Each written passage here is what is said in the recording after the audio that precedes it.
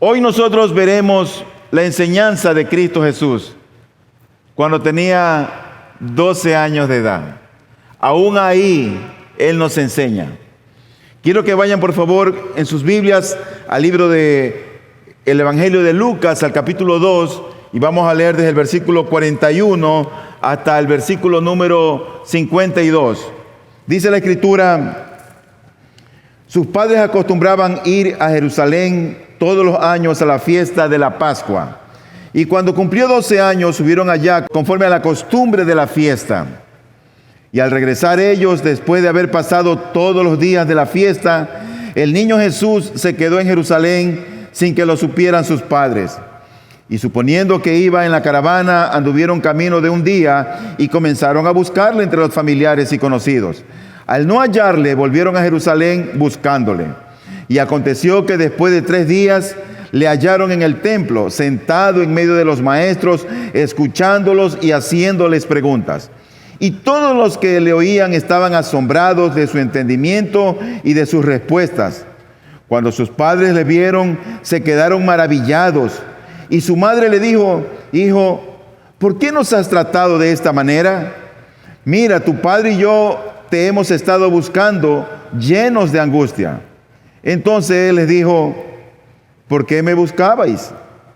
¿Acaso no sabíais que me era necesario estar en la casa de mi padre?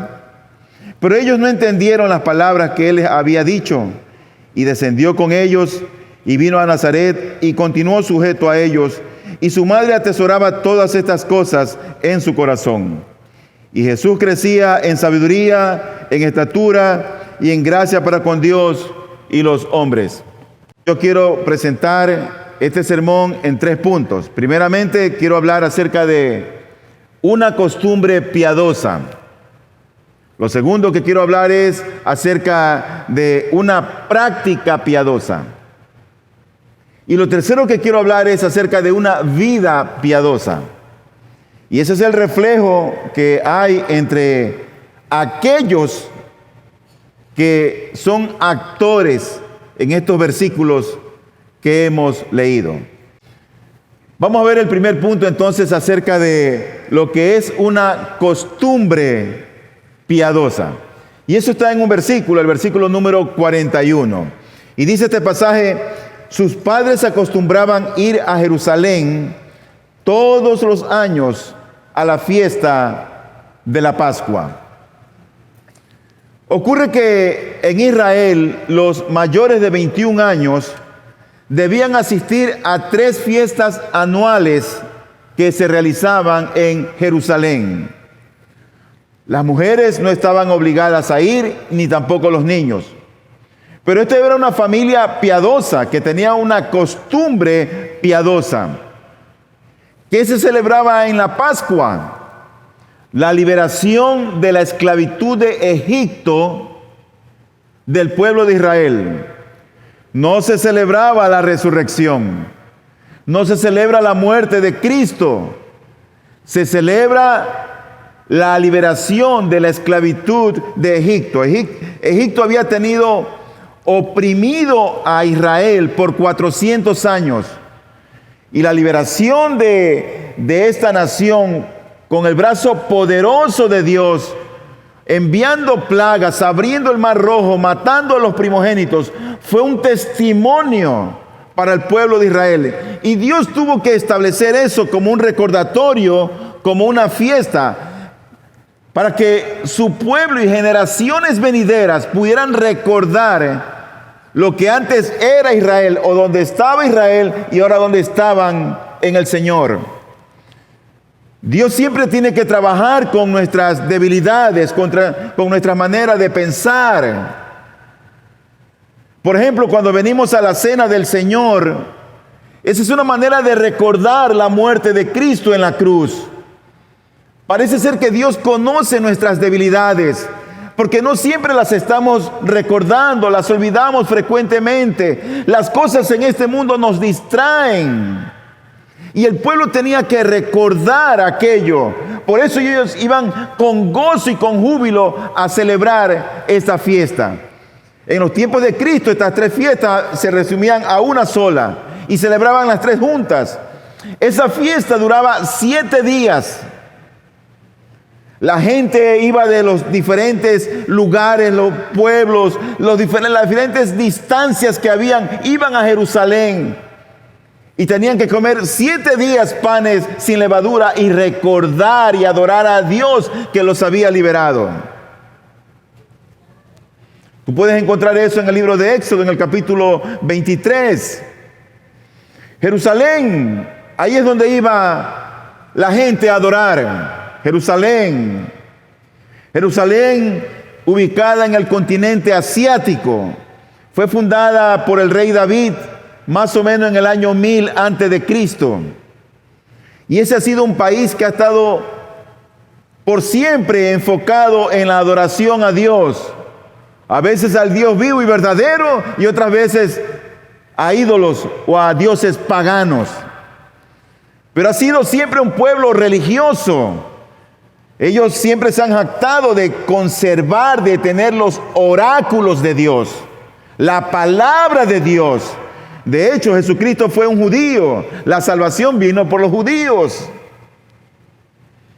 Pero este pasaje nos dice, sus padres acostumbraban ir a Jerusalén, y dice luego, todos los años a la fiesta de la Pascua. Todos los años. Esa era una costumbre que ellos tenían. Y de hecho creo yo que era una costumbre piadosa. El asistir cada domingo a este lugar, el hacer un tiempo en tu agenda para venir y oír la palabra del Señor, disfrutar de la comunión y levantar este culto a Dios, esto es una costumbre piadosa. Ellos tenían esa costumbre piadosa e iban cada año a Jerusalén. Tú no dejes de lado las costumbres piadosas en tu vida. Hay algunos que menosprecian estas buenas costumbres. Y los padres tenemos que enseñarle a nuestros hijos la importancia de adorar al Dios vivo y verdadero. Por lo general los padres siempre estamos con que estudia, no te dejes, esfuérzate, sé alguien en la vida. Y ese es nuestro mensaje. Pero nunca nos sentamos a hablarles de Cristo, de su ley, del amor de Dios, de la gracia del Señor. No tenemos tiempo para ello. No dejes las costumbres piadosas. Este pueblo, estos hombres, tenían esa costumbre piadosa de que iban todos los años a esa fiesta. Ahora, Lucas nos muestra la costumbre piadosa de sus padres. Porque dice el versículo, sus padres acostumbraban ir a Jerusalén todos los años a la fiesta de la Pascua. Lucas nos muestra la costumbre piadosa de sus padres, pero también nos muestra la práctica piadosa, ya no de sus padres, sino de Jesús, el niño. Una cosa es tener una costumbre piadosa y otra muy diferente, una práctica piadosa. Entonces vamos a ver mi segundo punto, cuál es la práctica piadosa, ya no la costumbre piadosa, sino la práctica piadosa. Y esto lo leemos del versículo 42 al 48, que dice así: y cuando cumplió 12 años, subieron allá conforme a la costumbre de la fiesta, y al regresar ellos, después de haber pasado todos los días de la fiesta, el niño Jesús se quedó en Jerusalén sin que lo supieran sus padres. Y suponiendo que iba en la caravana, anduvieron camino de un día y comenzaron a buscarle entre los familiares y conocidos. Al no hallarle, volvieron a Jerusalén buscándole. Y aconteció que después de 3 días le hallaron en el templo, sentado en medio de los maestros, escuchándoles y haciéndoles preguntas. Y todos los que le oían estaban asombrados de su entendimiento y de sus respuestas. Cuando sus padres le vieron, se quedaron maravillados. Y su madre le dijo: hijo, ¿por qué nos has tratado de esta manera? Mira, tu padre y yo te hemos estado buscando llenos de angustia. Cuando yo veo esta escena que la describe el doctor Lucas, no deja de ser fascinante y de imaginarme de un niño hablando con los maestros de la ley, con los rabinos, y preguntándole, haciéndole más preguntas, oyéndoles, contestándoles, dando sus respuestas. Y lo cierto es que ellos, cuando lo oían a esa tierna edad, se quedaban maravillados. Nunca a mí ha dejado de maravillarme Cristo. Su misericordia, su gracia, su amor, su sabiduría, su bondad, la forma como vivió, la forma como murió. Eso debería impactarnos a nosotros. Debería influenciar tanto en nuestro ser que al entenderlo deberíamos amarlo más. Amar a Cristo. Él estaba participando activamente en el templo. Tenía 12 años. Aquí nos dice la Biblia que tenía 12 años. El siguiente capítulo, Lucas, en el versículo 23, menciona que él ya tenía más o menos 30 años. Y hay un salto de los 12 a los 30 años. De los 13 a los 29, no sabemos qué pasó. La Biblia no lo dice. Él fue lleno del Espíritu Santo cuando empezó su ministerio. Eso significa después de los 30 años de edad. No en ese momento. Él no estaba peleando con los fariseos, porque la Biblia no nos lo dice. Entonces no sabemos qué pasó, porque la Biblia en eso guarda silencio. Guarda silencio. Tú ves este pasaje y ya no es una costumbre piadosa. Lo que Cristo nos muestra aquí ahora es una práctica piadosa. Una cosa es tener la costumbre de venir al templo. Y otra cosa muy diferente es interactuar con los hermanos y tener comunión con su iglesia. Lo uno es una costumbre y lo otro es una práctica. Una cosa es venir todos los domingos al templo y otra muy diferente, que tú vengas a un culto de oración y te involucres en la oración del pueblo del Señor. Tú puedes tener una costumbre piadosa, pero es una cosa muy diferente, una práctica piadosa. Pero parece ser que Lucas va avanzando un poco más y de la costumbre piadosa de sus padres nos lleva a la práctica piadosa de Jesús. Pero ahora nosotros vemos ya una vida piadosa reflejada por las cosas que el mismo Jesucristo nos dice. Y eso está en el versículo número 49. Y dice este versículo lo siguiente: entonces Él les dijo, ¿por qué me buscabais? ¿Acaso no sabíais que me era necesario estar en la casa de mi Padre? Mira, en todo el pasaje que hemos leído, desde el versículo 41 hasta el versículo 52, esto es lo único que Jesucristo dice. No dice más nada. ¿Por qué me buscabais?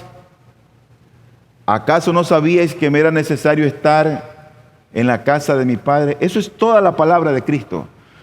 Todos los demás versículos fueron inspirados por Dios en Lucas para que nosotros entendiéramos el contexto. Pero las palabras de Cristo son estas, la de este versículo. Todo es palabra de Dios. Lo que escribió Lucas como lo que dijo el Señor. Toda la escritura es inspirada por Dios y es útil para enseñarnos, para redarguirnos, para instruirnos en justicia. a fin de que el hombre de Dios sea perfecto, enteramente preparado para toda buena obra. Ahora, él dice, ¿por qué me buscabais? ¿Tú te imaginas una madre ecuatoriana? Está buscando a su hijo desesperada. Y llega y lo encuentra, hijo. Y dice, ¿pero por qué me buscabais? Y la madre ecuatoriana respondería, nos tenías preocupado, muchacho, ¿dónde te habías metido? Como mínimo. Pero él inmediatamente agrega y él dice, ¿acaso no sabíais que me era necesario estar en la casa de mi padre? La Biblia fue escrito en griego. No fue escrita en español ni en inglés. Sobre todo el Nuevo Testamento. En el Antiguo fue en hebreo, arameo. Pero este pasaje, la palabra casa, cuando él dice, ¿acaso no sabíais que me era necesario estar en la casa de mi padre? Se puede traducir como en las cosas de mi padre. O también se puede traducir como en los asuntos de mi padre. O en los negocios de mi padre. ¿Sabes que yo creo que como cristianos nosotros tenemos un asunto prioritario que entender? Y son las cosas que tienen que ver con Dios y su reino. En el cristiano, por supuesto. Hablo del cristiano. Cuando no se es cristiano, cualquier cosa en este mundo nos llama la atención. El ballet, el negocio, el viaje, el trabajo, que los hijos. Todo eso es importante. No quiero desmerecerlo. Pero en la vida del cristiano, lo prioritario es Cristo y su reino. No hay otra cosa. En la vida del cristiano no es prioridad nuestros hijos, ni tampoco nuestro cónyuge. Amo a mi esposa y ella sabe cuánto la amo.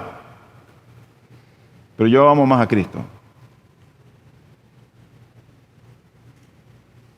Él podía haber estado jugando con las canicas, con las bolitas y con los carritos y con las escondidas. ¿Sabe dónde estaba él? En los asuntos de su padre. ¿Qué enseñanza de un niño de 12 años? Eso a mí me pone a pensar a veces que yo estoy más preocupado en los pacientes, en la cirugía. No. Eso es importante. Pero más importante es el Señor, su reino, su vida en mi alma. Y qué bueno que Él nos ha dado diferentes habilidades y destrezas para hacer lo que tenemos que hacer. Pero donde esté tu tesoro, allí está tu corazón. Estás más preocupado tal vez por los muchines y las empanadas y la chuleta. ¿O estás más preocupada y preocupado por el Señor y su reino?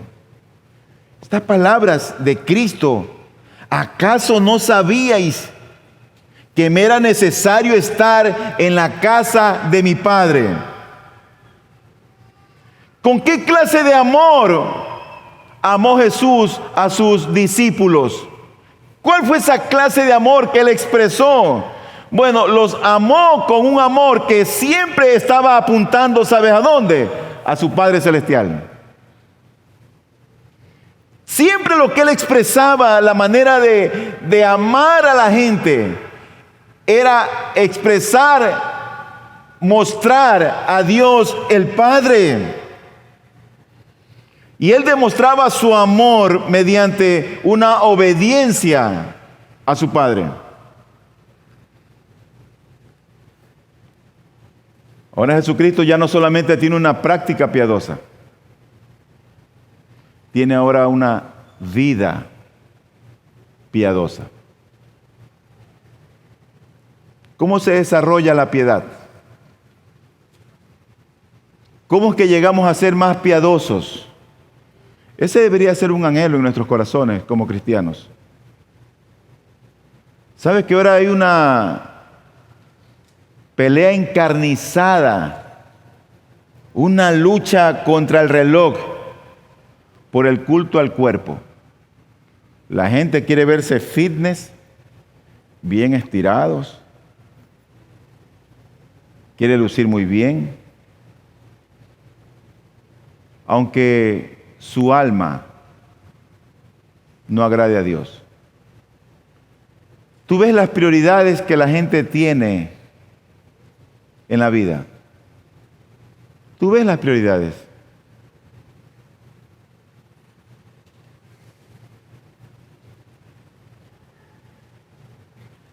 Pero ¿cómo se desarrolla la piedad? La piedad se desarrolla por el conocimiento que tenemos de Jesús. Mientras tú más conoces a Jesús, más lo amas. Y mientras más lo amas, le sirves.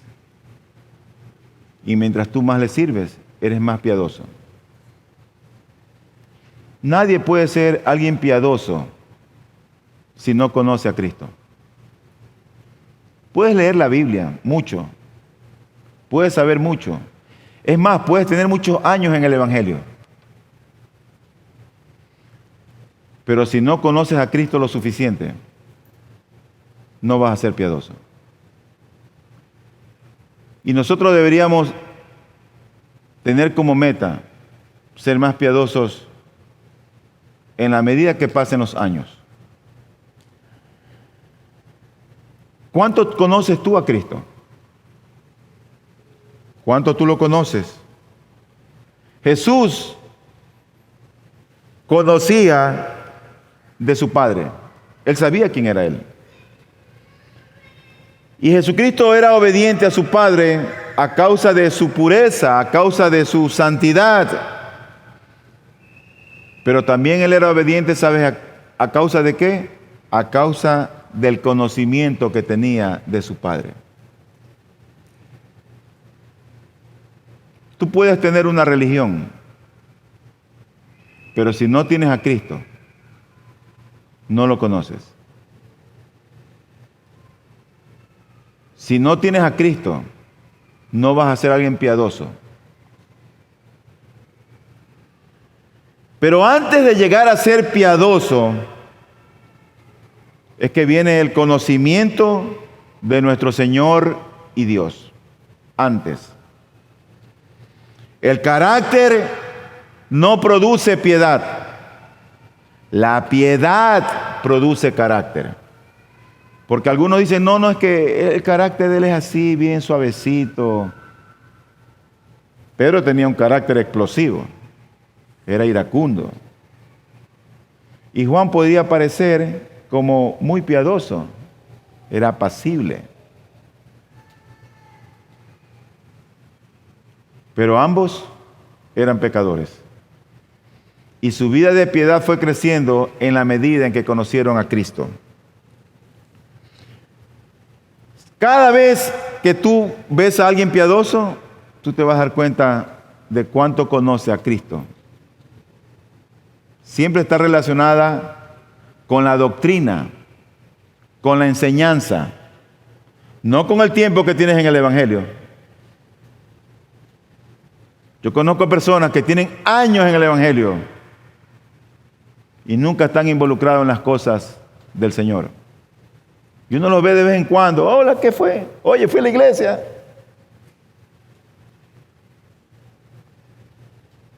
Mira lo que dice Pablo cuando escribe al joven Timoteo, quien era un pastor en Éfeso.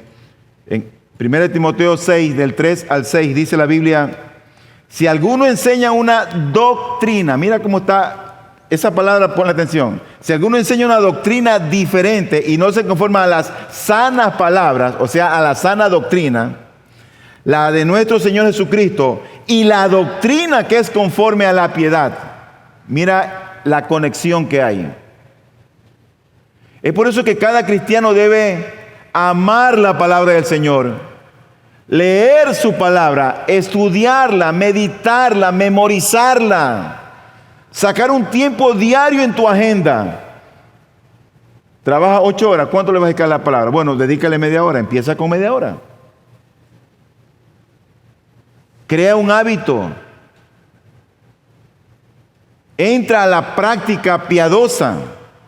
Entonces dice luego, está envanecido y nada entiende, sino que tiene un interés morboso en discusiones y contiendas de palabras, de las cuales nacen envidias, pleitos, blasfemias, malas sospechas y constantes rencillas entre hombres de mente depravada, que están privados de la verdad, que suponen que la piedad es un medio de ganancia.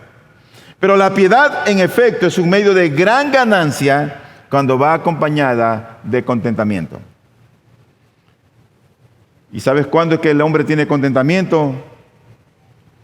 Solo hallamos contentamiento en la verdad. Y esa verdad está en Jesucristo. Nadie más. Ahí es que tú tienes real y genuino contentamiento. En 2 Timoteo 3, del 10 al 12, Pablo sigue hablando en su segunda carta a este hombre y le dice, pero tú has seguido mi enseñanza, otra vez, mi enseñanza, conducta, propósito, fe, paciencia, amor, perseverancia, persecuciones, sufrimientos, como los que me acaecieron en Antioquía, en Iconio y en Listra. ¿Qué persecuciones sufrí? Y de todas ellas me libró el Señor. Y en verdad, todos los que quieren vivir piadosamente en Cristo Jesús serán perseguidos. Piadosamente en Cristo Jesús. Entonces ya hemos hablado de cómo obtenemos la piedad, pero nos preguntamos, ¿qué es la piedad? ¿Qué es la piedad? Queremos ser piadosos. Anhelamos ser piadosos. En el Nuevo Testamento, la palabra que se utiliza para piedad es eusebia, que es traducido como piedad. Y esta palabra en griego significa o incluye las ideas de temor a Dios y de obediencia a sus mandamientos y también una vida religiosa. Eso es lo que significa esa palabra. Entonces, el énfasis es hacia la vida práctica. Por eso que dice el texto, la doctrina que es conforme a la piedad. En 1 Timoteo 6:3. O sea que la piedad es, en otras palabras, la doctrina o la enseñanza puesta en acción. Eso es piedad. Es la doctrina o la enseñanza que vivimos o que practicamos.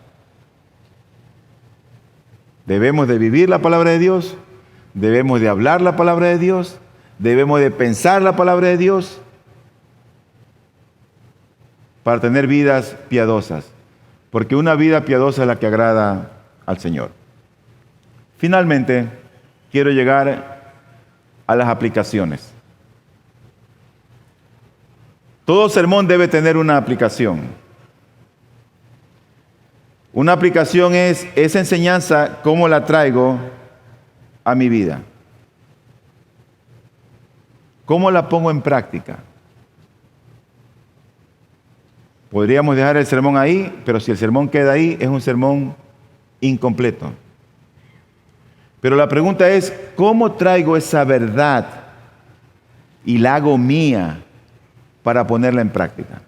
3 consejos que te doy. En primer lugar, tú tienes que saber que la piedad es poco entendida. Eso es lo primero que tienes que saber. El versículo 50 dice, pero ellos no entendieron las palabras que él les había dicho. ¿Dónde estabas? No sabía que me era necesario estar en la casa de mi padre. Y cuando ellos dicen eso, ellos, ¿qué está hablando? Y no entendieron y se fueron. Está hablando Cristo, el niño piadoso. Hay muchas cosas espirituales que la gente no las entiende. Y no las entiende porque para ellos no tienen sentido, no tienen razón de ser. A veces oímos cosas Y no entendemos, sobre todo, a causa de nuestra inmadurez espiritual. Sobre todo. No conocemos la Escritura. Entonces yo no sé por qué que la gente tiene que ir todos los domingos a la iglesia. Y no sé por qué la gente tiene que estar otra vez en el culto metido ahí en la pantalla que se reúnen. Y por qué la gente tiene que ir toda la semana a orar. Y por qué tengo que leer la Biblia. La gente no entiende eso. Esas cosas no son fácilmente que se comprenden. En Marcos 9, versículo 30, dice la Biblia: saliendo de allí iban pasando por Galilea y él no quería que nadie lo supiera, porque enseñaba a sus discípulos y les decía: el Hijo del Hombre será entregado en manos de los hombres y le matarán, y después de muerto a los 3 días resucitará. Pero ellos no entendían lo que decía y tenían miedo a preguntarle. Cristo está hablando de su muerte en la cruz, de lo que Él vino a hacer para favorecerme a mí, para favorecer a estos hombres. Él está hablando, Él era el Mesías, ellos sabían que era el Mesías. Y Él les dice: voy a morir, pero voy a resucitar. Y ellos no entendían eso.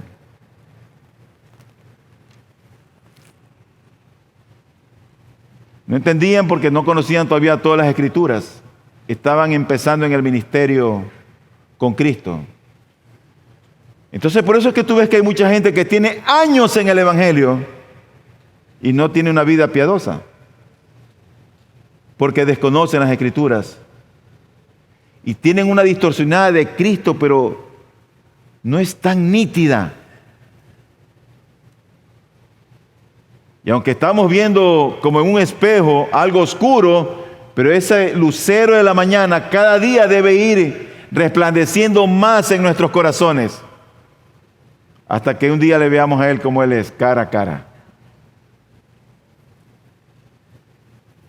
En 1 Corintios 1:18 dice la Escritura, Pablo dice: porque la palabra de la cruz es necedad para los que se pierden, pero para nosotros los salvos es poder de Dios.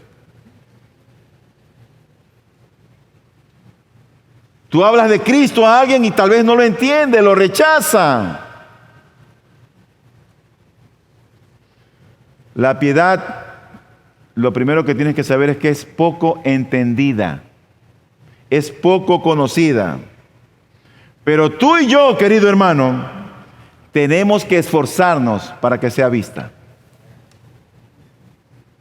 Yo esperé un amén de ustedes, esperaba un amén de ustedes, pero como que no quieren ser muy piadosos.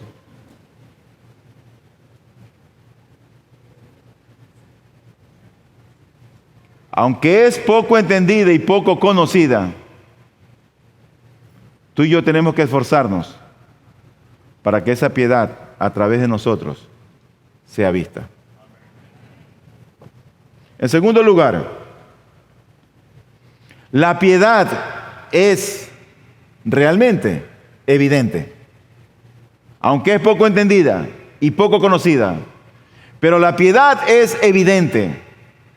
Cuando tú ves a un hermano y tú hablas con él o con ella, tú no sientes que ese hermano o esa hermana te transmite paz y wow, y te encanta hablar con él o con ella. ¿Tú sabes por qué? Porque es gente piadosa. Así deberían hablar siempre de nosotros. Gente piadosa. Mira lo que dice el versículo 51. Y descendió con ellos y vino a Nazaret y continuó sujeto a ellos. Y su madre atesoraba todas estas cosas en su corazón. ¿Sabes cuál es la evidencia de la piedad de Cristo en este pasaje?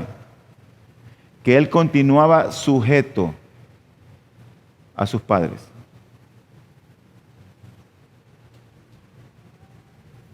Pon un muchachito de 12 años ahí,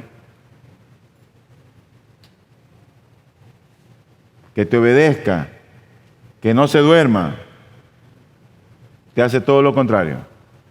Pero ponle ahí un videojuego.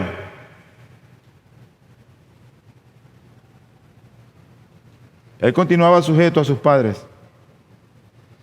Yo me pregunto si es común ver a un niño de 12 años sujeto a sus padres. Yo creo que los hay. Yo no fui así.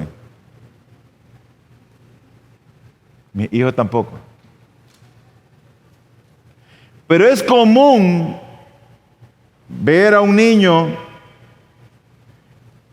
me pregunto yo, ¿es común ver a un niño en el templo hablando con entendidos en las Escrituras? Ojalá que algún día un niño salga aquí y diga, pastor, quiero hablar con usted, y venga aquí y 2 horas, y tengo estas preguntas para usted. Bueno, eso era lo que hacía Cristo.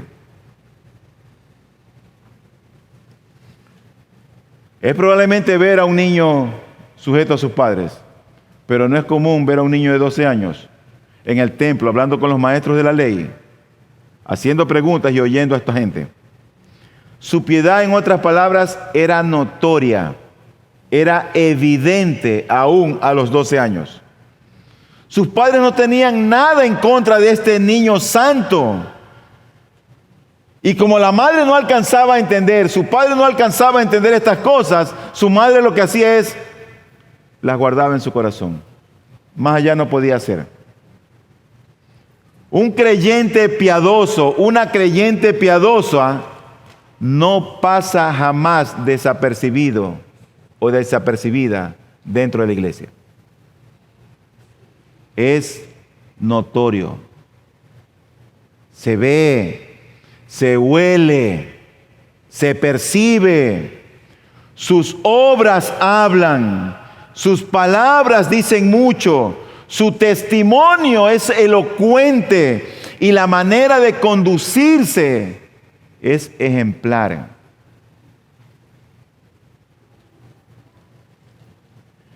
Y la última aplicación que tengo es que la piedad produce frutos.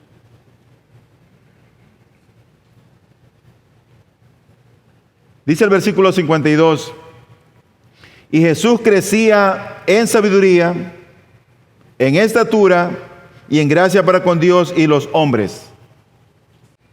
La piedad, querido hermano, querida hermana, la piedad no permanece aislada.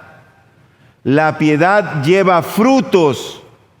Es como una planta que tú siembras, le pones abono, la riegas, la cuidas. Ella crece y luego da fruto. La piedad no queda en el anonimato. Es notoria. Llega un momento en que produce fruto.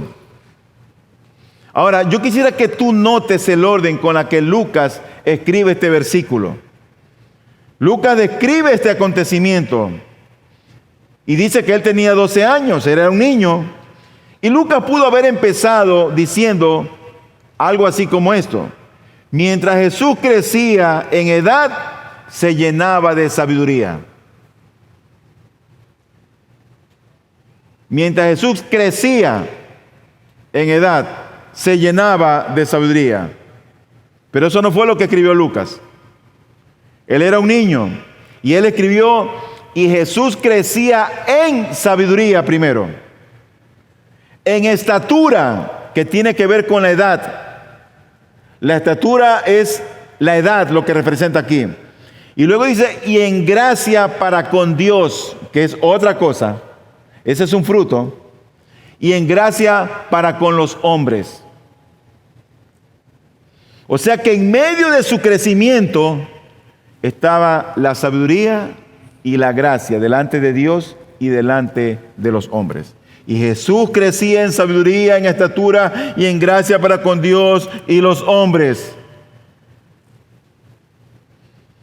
Su crecimiento estaba rodeado de sabiduría y de gracia.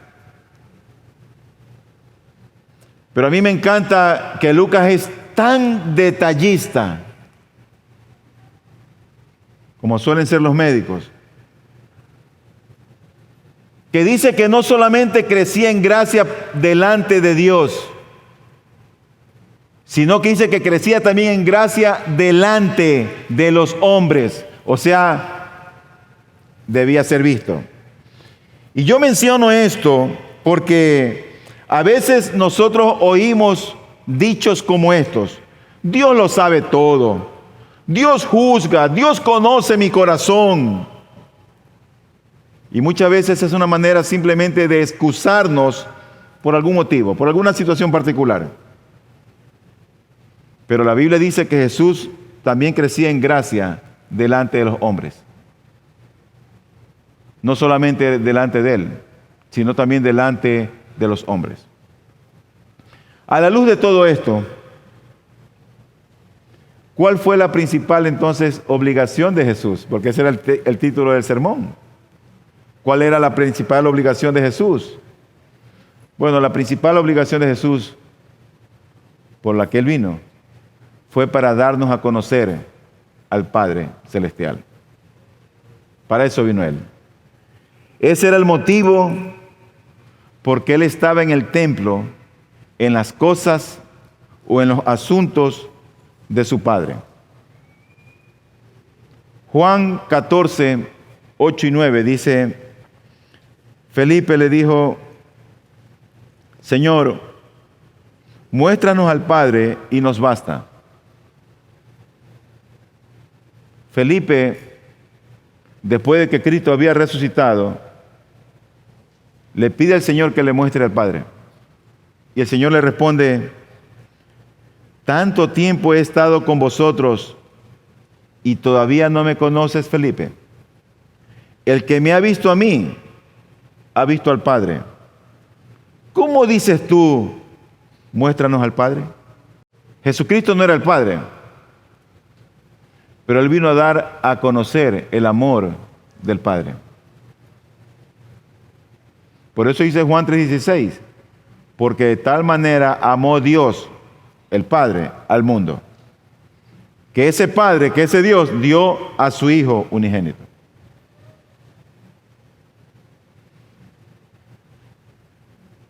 Y finalmente Juan 17:3. Y luego el 25 y 26 del mismo capítulo. Y esta es la vida eterna, que te conozcan a ti, el único Dios verdadero, y a Jesucristo, a quien has enviado. ¿Sabes que esta fue una oración de Cristo a su Padre? Y lo que Él estaba era orando por todos nosotros. Y la intención de Cristo al orar por nosotros era que nosotros conozcamos al Dios verdadero y a Jesucristo, a quien Él había enviado. Y esta es la vida eterna. Él está orando: que te conozcan a ti, el único Dios verdadero, y a Jesucristo, a quien has enviado. Y luego el 25 y el 26 termina esta oración de esta manera: oh Padre justo, aunque el mundo no te ha conocido, yo te he conocido. Y estos han conocido que tú me enviaste, o sea, los que creemos en Él. Yo les he dado a conocer tu nombre y lo daré a conocer, para que el amor con que me amaste esté en ellos y yo en ellos. Qué amor tan grande de Dios. Qué amor tan grande de Jesús. No solamente que Dios envió a su Hijo a morir en nuestro lugar, sino que el Hijo oró por nosotros para que nosotros conociéramos a aquel que lo había enviado como el Mesías para liberarnos de la opresión y de la esclavitud del pecado. Que Dios alumbre nuestro entendimiento. Que Dios nos ayude a ver estas verdades y que marquen nuestras almas para que nosotros le amemos más a Dios el Padre, a Dios el Hijo y a Dios Espíritu Santo.